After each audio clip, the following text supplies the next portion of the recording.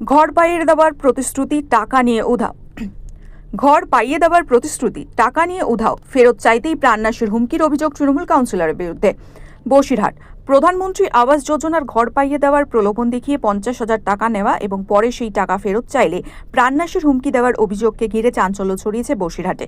অভিযোগের তীর বসিরহাট পৌরসভার 7 নম্বর ওয়ার্ডের তৃণমূল কাউন্সিলর কৌশিক দত্তর দিকে। এই ঘটনায় বসিরহাট থানায় লিখিত অভিযোগ দায়ের করেছেন বসিরহাটের বাসিন্দা সাগর মণ্ডল।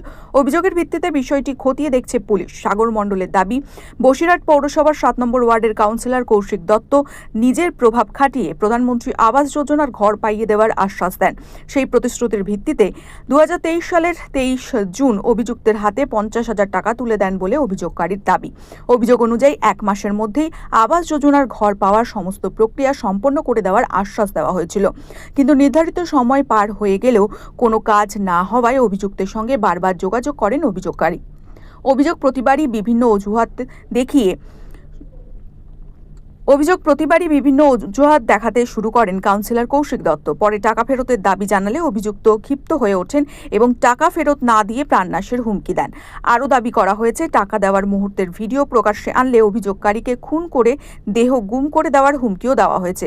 এখানেই শেষ নয়, অভিযোগ একইভাবে বহু মানুষের কাছ থেকে আবাস যোজনার ঘর পাইয়ে দেওয়ার নাম করে বিপুল পরিমাণ অর্থ সংগ্রহ করেছেন অভিযুক্ত। অভিযোগকারীর দাবি, এইভাবে প্রায় 1 কোটি টাকা আদায় করা হয়েছে।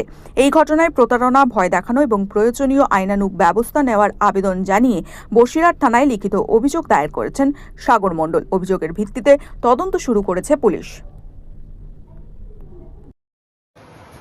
দেখুন, বসিরহাট পৌরসভার যে কাউন্সিলরের টাকা নেওয়ার ভিডিও ভাইরাল হয়েছে, এটা হিমশৈলের চূড়া মাত্র।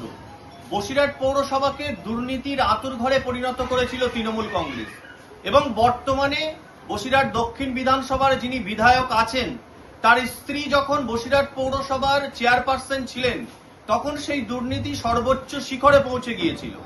তবে আপনারা নিশ্চিন্ত থাকতে পারেন, বিজেপির সরকার চলছে, সমস্ত দুর্নীতির তদন্ত হবে এবং আমাদের মুখ্যমন্ত্রীর নাম মাননীয় শুভেন্দু অধিকারী।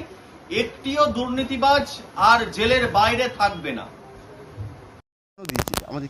7 নম্বর ওয়ার্ডের কাউন্সিলর কৌশিক দত্তকে টাকা দিয়েছিলাম, 1 মাসের মধ্যে ঘর করে দেওয়ার কথা ছিল।